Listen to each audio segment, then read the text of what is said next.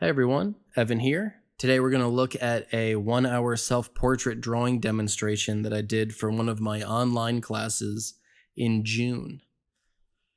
So, one of the reasons I love doing these 1 hour self-portraits is because there's not enough time to get something objectively correct and still end up with a resolved image. So what this exercise does and why I really, really love it is it steers into the caricature nature of a self-portrait and lets you kind of swim there for a little while. So it's perfect for trying out new materials or new processes or just to get your drawing workout done for the day. So here you can see I'm swinging real fast and I'm playing around with very simple angles and just started to get into some very simple shape. All of this, it's just placeholder. It's my first pass, the first time I'm looking at something. So there's a lot of testing notes, and most of this is just building up some idea of context. So that way, as I go in and develop the drawing, I'll have a much better idea of where to go and what to do. So my eyes and the way that the light was set up, that really was the focus of the moment. So I really wanted to support that. You'll see during the self-portrait just how crazy my beard actually was when I was drawing this. So I knew that my eyes and the expanse of my forehead, which is quite big, along with the heaviness and weight of my really intense beard at the time, would be the focuses of the portrait. So I quickly knocked those in pretty fast. I'm not terribly concerned about the body. Like I said, this is only an hour.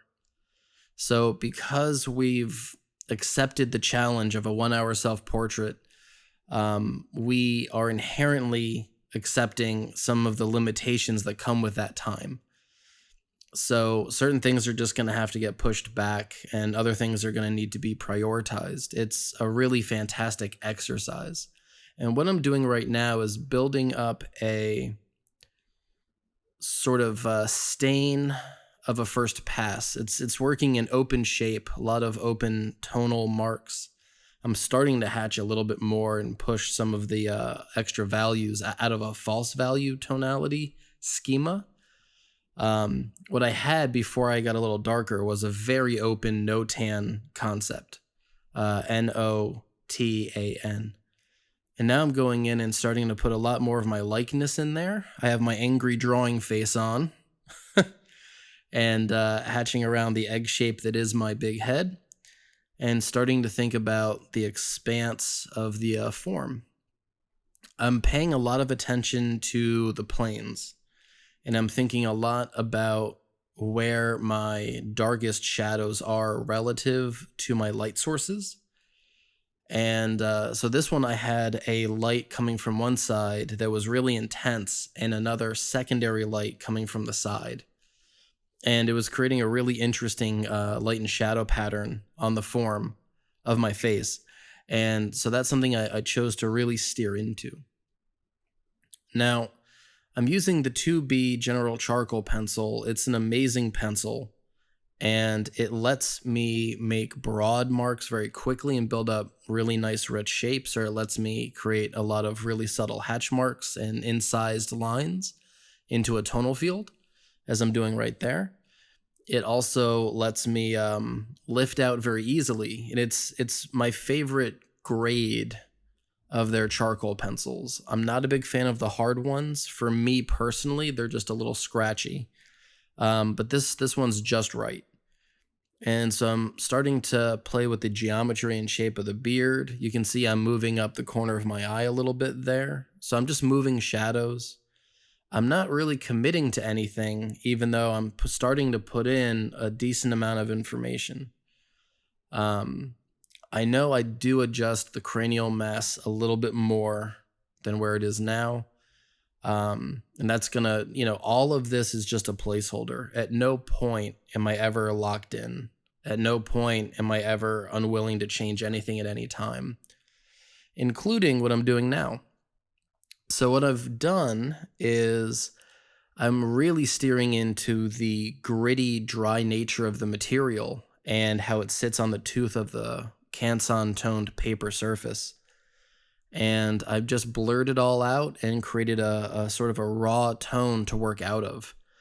This tool is one of my favorite tools in my kit. It's General Pencil's Factus BM2. It used to be made by Papermate, and it used to be called Tough Stuff, which I much prefer to the very boring, Factus BM2, but it is what it is. I don't think when General Pencil bought the mold, I don't think they bought the rights to go with the Tough Stuff name. Maybe. So why do I love this so much? Well, as you can see, it's letting me lift out from that ground with the same mentality that I was applying the charcoal to it. So my subtractive marks and my subtractive thinking is actually, hand in hand with my additive thinking.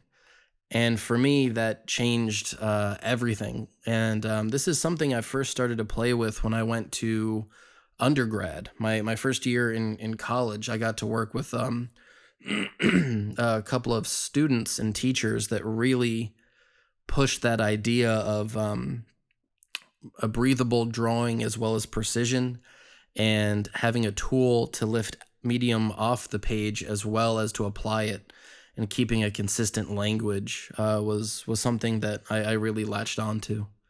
I don't think I had the language for it yet, but that's where I've kind of come with it. So you can see I'm cross-hatching and stitching some of these forms and sort of building up my tonal schema. I'm thinking a lot about, do I raise that eye? Do I lower the ear? And so I'm keeping everything just raw shape for the most part and keeping it very open and very breathable. Nothing is past the point of change or adjustment at any time. It's just a 1 hour self-portrait, and it's me. If anyone is allowed to make myself look a little, all over the place and crazy, it's me. So I'm returning back to the charcoal pencil, and I'm starting to refine some of my shapes, and I'm thinking a lot about the connection or the that sort of area of likeness that is your eyes and nose. So the bottom of your nose, the nasal spine, the bridge of your nose, and the root of your nose, and how they relate to your tear ducts, as well as to the corner of the zygomatic arch, process where the zygomatic bone meets the brow ridge. So thinking of that whole socket area and being conscious of the shapes. So this is General Charcoal's white charcoal pencil, and it's one of the greatest heightening tools I've ever used. And specifically, it works so well when you draw into a gritty, chalky ground. It seems to want to grab onto that surface really nicely. And as you can see, I'm able to put in really clean, sharp charcoal marks and shapes right on top of the dark charcoal.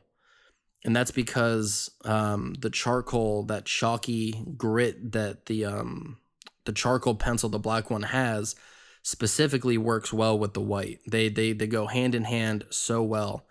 And so you can actually hatch and layer these things back and forth without worrying if they're gonna smudge or not play well.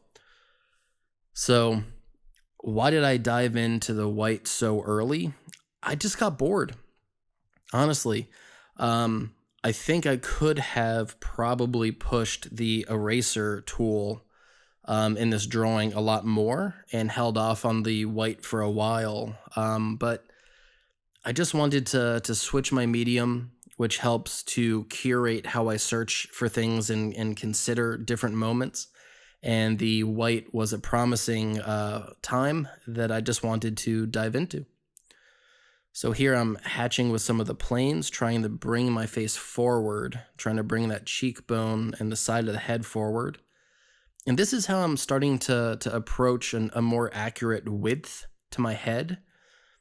And, you might notice that I've gone from the outside to the inside, and now I'm starting to go from the inside back to the outside. If you start by caging off your subject via shape, there's a real danger you never readjust those shapes, and for lack of a more pleasing term, you kind of turn into a copyist, and there's just no time to really sit there and be accurate and get everything down for a whole head.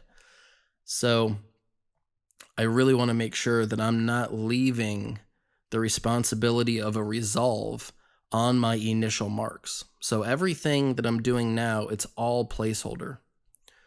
Some of these might, live on till the end of the work, but for the most part, every mark I'm making is one that will hopefully help me move closer and closer towards a sound, measured, considered finish. And at this point, I'm about halfway through, so I'm going to bring that stump in and push all of this down once again. So now we're getting really hazy and blurry, and you're starting to get that optical gray quality that comes like when you scumble a light oil paint on top of a dark ground or something. And if you're an oil painter, you know that now's the best time to go back in and start to push your shadows and push your darks. And so I'm starting to go in and refine the eye placement, and you can see that eye has really traveled during this drawing. So I'm starting to play around with some of these dark shadows. Looks like I gave myself some eyeliner right now, but I'm playing around with the tear ducts, which halfway point on the head, major anatomical landmarks. So I really want to note those, and I really want to see and kind of feel how the eye and the socket is fitting into the skull. So that's a big part of what I'm doing right now. So I'm going in and looking at the cheekbones, and now I'm thinking about the cast shadow from the nostril on my cheek there. And I'm starting to arrive at something that looks more like my nose than when I began.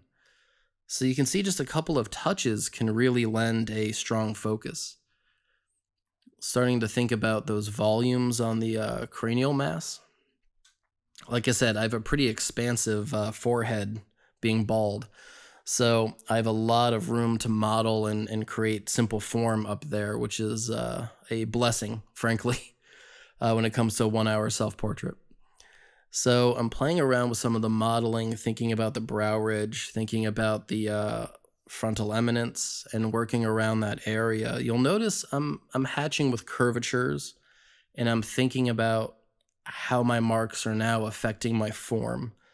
You'll see a lot of diamond-shaped cross-hatching and form-following strokes. These are things I talk about in my hatching video that's up on YouTube right now also. So I'm just kind of working around the surface. I really was liking how my ears broke the round globe quality of my cranial mass, and I just thought those angles, those rounded angles, were really fun. So I'm not sure how far I took those. It's such a weird experience to go back and watch a demo I did months ago and to record an audio track for it now. So I'm going in and just really knocking that beard in, thinking a lot about, what's the responsibility of mark? What's the responsibility of texture in this image? I'm starting to arrive at something that feels pretty considered as far as a head drawing. So I'm pretty happy as far as that goes. I have this, time-lapse sped way up, but right now I'd say we're about 2/3 of the way done. And so I'm starting to really swing wild with that beard because it was very long. This is when I wasn't seeing anybody and I was staying inside every single day and not traveling or teaching in person or anything. So my beard just got long. And so I really wanted to play around with the mark to create the fullness and the form-following hatches of the hair texture. And so it's a fine line between hatching and creating shape or hatching and creating a texture. And I'd like to think I was doing both. But you'll see that I'm not going after individual beard hairs necessarily. It really is about creating the appearance of a mass or a shape. So this lull, I was trying to sharpen a pencil, but I was having a really hard time. So I just grabbed a razor blade, played around. No, actually, I didn't. Or did I? It's hard to tell. My fingers are in the way of the point.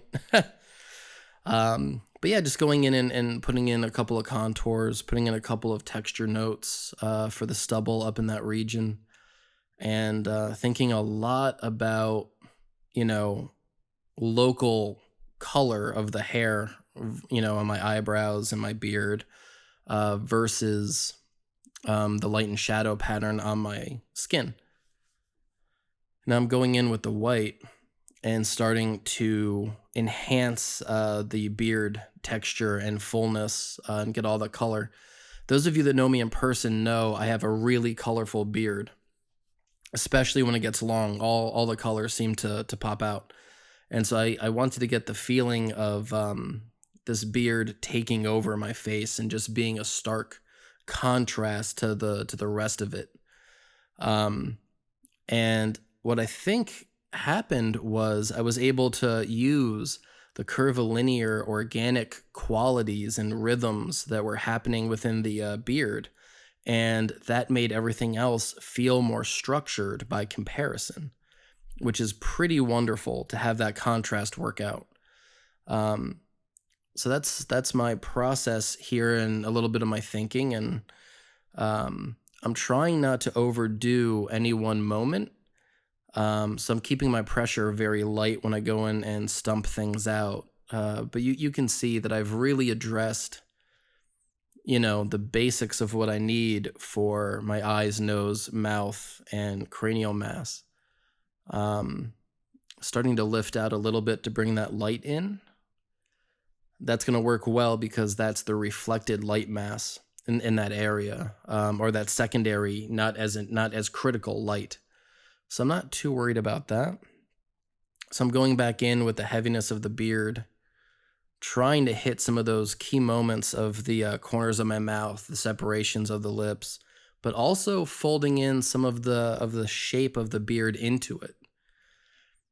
So hitting some of those marks, playing with the contour, the texture. I know at some point I return to the white pencil and start to add a little bit more of a structure to some of the head, because right now that's a little hazy.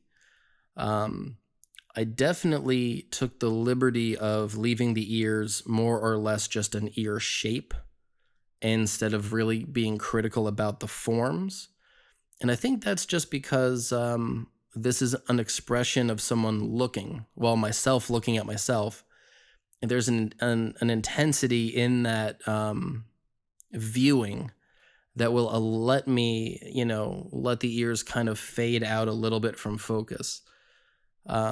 Maybe I'm signing off on my own BS right now by saying that, but I happen to think that shape-wise it works pretty well. So right now, softening things up. So you can see the difference between the brush and the stump. With graphite, of which my process isn't very different, frankly, especially for a very fast drawing like this. The brush actually doesn't do as nice of a job pushing the material all over the place because graphite, being greasy, tends to want to sink into the tooth a little bit more and grab that surface. Charcoal, being dusty, wants to be pushed all over, That's why a lot of painters tend to gravitate towards charcoal, I think. But I'm more of a graphite artist, and that's what taught me the love of mark making and love of line work. And hopefully you can see that I'm bringing a lot of that sensibility here to this medium, which is a lot of fun. I love those light passages, those currents of form around my eye on our right. And it adds a character that the one side of the portrait can have. And it's a big part of likeness and narrative of form coming from that section. It's not just about how much detail you can pack into an eye, a nose, a mouth, or a beard, or ears, or something, or a funny hat. It's about the character and the currents and the liveliness or the vitality of the form. If the form looks alive or looks engaging or interesting, there's something there that says something about the person and what they're made up of. I think that gets undersold, when we're learning. So, yeah, starting to reach the end of this one. Thank you all for watching. This has been a lot of fun going back in and looking at these videos, and it's wonderful to be able to do this. Thank you.